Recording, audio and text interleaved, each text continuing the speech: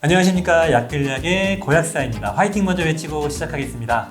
화이팅! 자, 오늘은 리틀 약사님과 함께 만성염증을 조절하는 좀 검증된 내가 선호하는 영양제를 말씀드리겠습니다. 일단 시작에 앞서서 인사 한번 부탁드리겠습니다. 먹는 것이 곧 나를 만든다. 안녕하세요, 리틀 약사입니다. 이거 뭐 매번 나오니까 인사드리기 참 민망하네. 저희가 강행군 중이고 여러 편을 촬영하고 있어가지고 목이 조금 간 것 같습니다. 맞습니다. 양해 부탁드리고, 그렇다면 만성염증이라는 게 무엇인가요? 만성염증은요, 일단 우리가 급성염증이라고 하면 피부나 이런 데에서도 뭔가 상처나 감염에 의해서 생기는 거라고 하는데요. 만성염증은 로우 그레이드 인플라메이션이라고 해서 체내에 있는 염증을 유발하는 사이토카인들이라고 하거든요. 신호인자들이 이렇게 과민되게 올라가 있는 상태. 그래서 조금만 툭 쳐도 염증이 나지 말할 것들, 염증을 유발하는 것들. 그리고 대사증후군이라든지 비만 이런 것들을 갖고 있을 때 이미 이런 분들은 다양한 이제 염증 신호인자들이 증가되어 있거든요.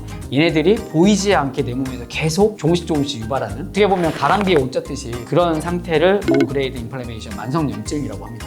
그래서 그 만성염증이라는 게 대체 의학의 영역일까요? 아니면 어느 정도 그냥 기존의 전문가들도 인정을 하는 영역인가요? 이게 사실은 기능의학적으로 조금 더 치중해져 있고요. 우리가 실제 현대의학의 질환으로 봤을 때는 혈액 검사를 통해서 CRP라든지 적혈구 침강 속도, ESR이라든지 이런 것들의 문제가 생겼을 때 보통 만성염증 이렇게 얘기를 하니까요. 실제로는 그 중간의 역할이라고 생각하시면 돼요. 이미 뭐 타임지에도 침묵의 살인자라고 해서 이 만성염증에 대한 이슈도 다뤘으니까요. 뜬구름 잡는 얘기는 아니다. 여러 가지 염증 반응이 티 안 나게 내 몸에서 문제를 일으키고 나중에는 가랑비에 옷 젖은 것처럼 어느 순간 보면은 이제 그게 큰 병으로 이제 딱 전환될 수 있는 원인이 되는 단초가 되는 게 바로 이런 만성염증인 거고, 만병의 근원이 만성염증이다라고 주장할 정도로 이러한 것들을 잘 관리하는 게 중요하겠네요. 맞습니다. 암도 만성염증? 대사증후군의 일종이라고 많이 알려져 있고요. 이 염증도 관련된 이 체내에 있는 기전들 있잖아요. 이게 염증 말고도 암도 다 관련이 돼 있어서요. 암도 일종의 염증성 대사증후군이다. 저는 이렇게 생각합니다. 그리고 알츠하이머도 만성염증이 하나의 축이다라고 얘기하더라고요. 맞아요. 그래서 우리가 이 만성염증을 없애야지, 그러니까 물론 이제 염증을 다 없앨 수는 없지만, 그리고 필요하지만 염증 반응이 우리가 필요치 않은 가랑비에 옷 젖는 상황을 좀 피하자는 느낌으로 우리가 영양제를 챙겨 먹는 거죠? 맞습니다.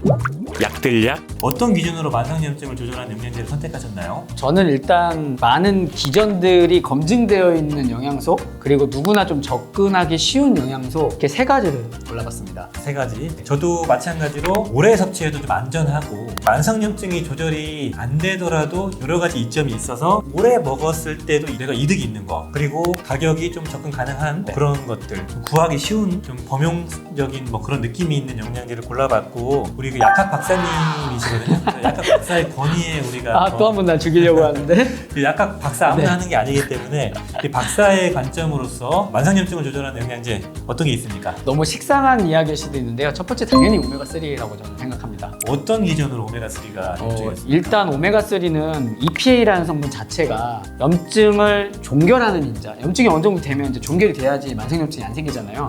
이 종결인자들을 증식시켜주고요. 여러 가지 신호인자들을 줄여주는, 그러니까 염증의 시발점도 줄여줄 수 있고 염증을 빨리 끝나게 할 수 있는 그런 신호인자들을 증가시켜줄 수 있어서 기본적으로 굉장히 중요하다. 근데 다만 여러 가지 임상의 자료들을 봤을 때는 EPA DH 함량으로서 최소한 2g 정도 드시는 게 효과적일 수 있다, 이렇게 알려져 있습니다. 오메가3는 뭐 그거 외에도 다양한 효과가 있기 때문에 좀 오래 먹어도 좋겠네요. 장기간 드셔도 좋고요. 최근에 이제 부정맥 이슈가 있는데 그거는 뭐 4g 이상 고용량일 때니까 너무 걱정 안 하시고 일반적인 용량에서는 장기간 드셔도 좋을 것 같습니다. 제가 골라본 만성염증을 조절하는 영양제는 바로 커큐민이고요.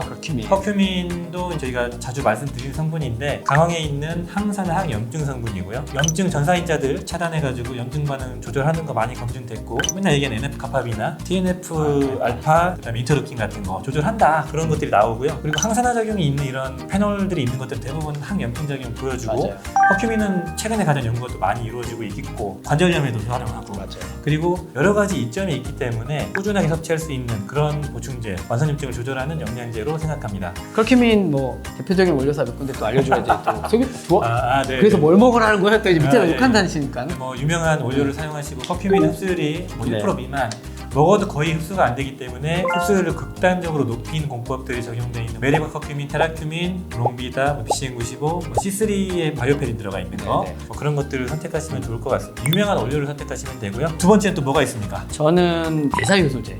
이게 효소. 약간 대사효소제 하니까 거창하지만 제품명으로 말씀드리면 우벤자인 같은 거 드시는 게 좋습니다. 안에 뭐 브로멜라인, 파파인, 뭐 판크레아틴도 들어있는데 여러 가지 효소들에 의해서 이게 혈관 내로 들어가게 되면 아까 말씀드린 염증을 유발하는 사이토카인들 있죠. 얘네들이 이제 과민되지 않게 결합시켜가지고 균형을 좀 맞춰주기도 하고요. 이미 생긴 염증 같은 거 이런 거 단백분해 효소 같은 것들이 있으니까 좀 풀어주고 AGE 같은 거, 당화산물 같은 것도 줄여준다 이렇게 되어 있어서요. 우벤자인 같은 거 효소제 드시는 거 참 좋을 것 같아요. 그 효소가 단백질인데 네. 뭐가 흡수가 됩니까? 단백질도 우리 3펩타이드 또는 뭐 500달톤 미만 이 정도는 장세포 내로 다 흡수가 그대로 된다, 작용이 된다라고 이미 알려져 있고요. 그러다 보니까 의약품으로 나온 브로멜라인이나 이런 효소들 있잖아요. 항염증 효소들 이런 것들이 효과가 다 입증되어 있다. 그러면 그 우벤자임이랑 소화효소랑 다른 점이 뭐가 있을까요? 일단은 소화효소는 식후에 일단 드셔야 되고요. 미나 췌장에서 바로 작용을 해야 되니까 코팅 자체도 장용 코팅이 아니라 일반 코팅으로 많이 되어 있고 먹는 시간이 완전히 달라요.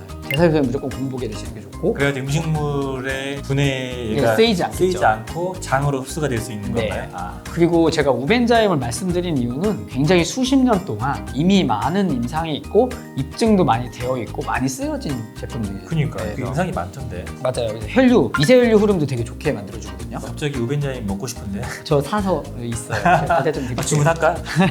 콘텐츠로 하나 만들고 싶네요. 갑자기 효소를 꼭 먹어야 될 것 같은 느낌이 있네요. 네. 그러면 저는 이제 두 번째는 비타민 C와 더불어서 MSM. MSM이 뭐 글루타치온 합성에도 쓰이고 황 자체가 보니까 콕수에도 작용하고 그 전사인제도 다 작용하더라고요. 그래서 식이유황은 그리고 너무나 또 안전하고 그라스죠 거의. 맞아요. 네, 그게 검증되어 있는 원료이기 때문에 직접적인 염증을 억제하는 작용이 있습니다. 그래서 항산화 항염증 작용의 대표적인 그 성분이 식이유황입니다. 그래서 식이유황을 고를 때는 원료가 뭐였습니까? 옵티MSM. 네, 옵티MSM이 가장 유명한 원료. 네, 가장 유명한 원료사고 뭐 순도도 높고 그리고 이 옵티MSM이 그라스를 받은 거죠. 미국에서 FDA에서 대단히 안전하다는 원료이기도 하고요. 그래서 식이유황 같은 경우는 열이 많거나 안 맞는 분들은 뭐가 나기도 하는데 그걸 제외한 분들은 대단히 좀 염증 조절에 효과를 보시더라고요. 그래서 우리 뭐 관절 쪽의 통증 조절에도 도움이 되고요. 뾰루지 같은 거 조절하는 데도 되게 도움이 되고 그래서 체내 뭐 염증 전사인제까지 다 기전이 어느 정도 밝혀졌기 때문에 꾸준하게 섭취해볼 만한 게 또 MSM이고 그러니까 안전하고 피부 미백에도 좋고 콜라겐 합성에도 도움을 주겠고 막 다양한 이점이 있거든요. 그래서 꾸준하게 섭취해볼 만한 염증 조절 인자가 바로 MSM입니다. 네. 맞습니다. 네. MSM은 근데 약간 요즘에 신장 기능이 안 좋으신 분들 좀 주의해라 이런 것도 있으니까 좀 참고해 보시면 좋을 것 같아요. MSM 고용량 섭취하시는 분들, 신장 때문에 뭐 치료받는 분들은 주의하셔야 될 것 같고 세 번째 뭐가 있습니까? 피크노제놀. 피크노제놀. 네, 맞습니다. 이 피크노제놀 같은 경우는 혈소판 응집을 억제해서 혈액순환에 도움이 되는 이런 작용도 밝혀져 있고요. 이미 임상적으로 혈압, 당뇨, 눈 건강, 피부 다양한 쪽에 염증과 관련된 곳에 다 도움이 된다라고 알려져 있고요. 강력한 성분 중에 하나라서 저는 이제 피크노제놀을 선택했습니다. 제가 말씀드린 세 번째 성분은 레스베라트롤. 사실 피크노제놀과 비슷한 겁니다. 맞아요. 예, 얘도 폴리페놀 이런 항산화 성분이 있는 녀석이고 이 염증 인자를 억제한다는 이런 데이터들이 있는 거고요. 연구도 대단히 많이 이루어지고 있는 성분입니다. 그래서 레스베라트롤이 항상 말씀하시는 칠트인 장수 단백질을 활성화시켜서 뭐 장수에 좋다 그런 것도 있지만 암도 억제하는 유방암이나 대장암에 관련된 그 데이터도 좀 있고 그리고 성인병에 대한 데이터도 있고요. 염증 인자를 눌러준다는 데이터도 있습니다. 그래서 연구가 되게 많이 이루어지고 레퍼런스 충분한 거기 때문에 꾸준하게 섭취했을 때 뭐 성인병 예방, 암 예방, 염증까지 조절한다 이런 게 있으니까 레스베라트롤 같은 경우도 꾸준하게 섭취하시면은 되게 도움이 될 수가 있는 것들이죠. 여기서 한 가지 질문. 네, 레스페라트롤 vs 피크노제놀. 피크노제놀이요. 피크노제놀 컬큐민. 커큐민이죠. 네. 네, 근데 저는 기본적으로 오메가3부터 시작을 하고 비타민 C와 그 기본적인 거 셋업하고 그쵸. 추가적으로.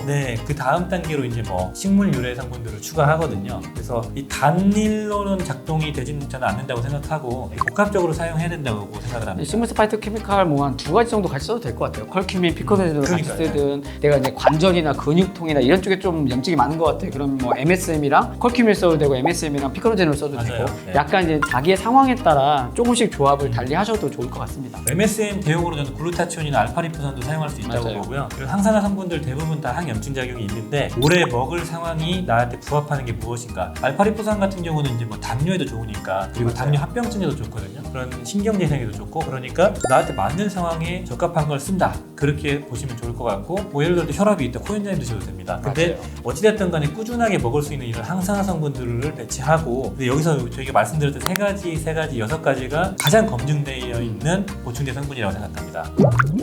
만성염증을 조절하는 보충제들 그 외에 뭐 오마비디우시 막 말씀드렸었는데 외부 인자들이 들어오면 안 되니까 장도 보강하고 막 그래야 되는데 부신피로도 없애야 되고 뭐 여러 가지 비타민 B군도 말씀드렸었는데 제가 예전에 그래도 직접적인 염증을 조절하는 검증된 오래 먹을 수 있는 걸 골라본 겁니다. 여기에서 고르시면 되고 가장 하나만 고르시면 뭐가 있어요? 셋 중에 하나라고 한다면 오메가3. 네. 아 근데 오메가3가 중요한 이유는 제가 봤을 때 전사인자도 누르고 그 콕스의 직접적인 염증 반응에도 들어가서 차단을 하잖아요. 네, 맞습니다. 그러니까 이 두 가지를 되게 검증되어 있고 그 진통제처럼 이렇게 차단하는 게 많지는 않더라고요. 실제적으로 약사님도 저희 많이 그렇지만 아토피나 알러지 같은 면역 질환, 뭐 다른 만성 질환할 때 오메가3를 고용량 썼을 때 피드백이 어떠셨어요? 되게 가장 많이 본 것 중에 하나이고요. 최근에는 가마리노산까지 섞어 드렸을 때 피드백이 더 좋더라고요. 맞아요. 비슷한 기전이니까요. 그래서 좋은 불포화 지방산을 쓰면은 염증성 피부 질환에 되게 효과적인 것 같아요. 맞아요. 네. 최근에는 이제 뭐 오메가7도 오메가7. 네, 피부 관련돼서 오메가7 한번 다뤄주세요. 잘 몰라서 제가. 오메가7 제가 한번 다뤄드리도록 하겠습니다. 네네. 오메가3와 같이 드시면 피부 보석, 눈 건조 뭐 이런 쪽에 다 도움이 되는 앞으로 뜰 영양소.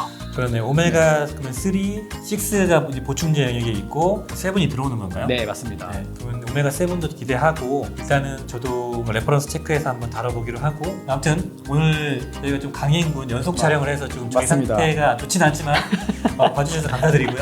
다음에 더 열심히 하겠습니다. 네. 끝으로 인사 한 번만 부탁드릴게요. 저 그냥 늘 하는 마무리할 때 하는 말 있습니다. 모든 건강은 습관이 중요합니다. 못 고치는 병은 없습니다. 못 고치는 습관만 있을 뿐입니다. 오늘 너무너무도 즐거웠습니다. 네. 다음에 또 같이 콜라보 부탁드리고 언제든 좋습니다. 그러면 이 정도로 해서 마무리 짓겠습니다. 뭐 궁금한 게 있으시면 댓글 주시고요. 자, 오늘 영상이 도움이 되셨다면 좋아요, 구독 부탁드리겠습니다. 감사합니다. 빠이요.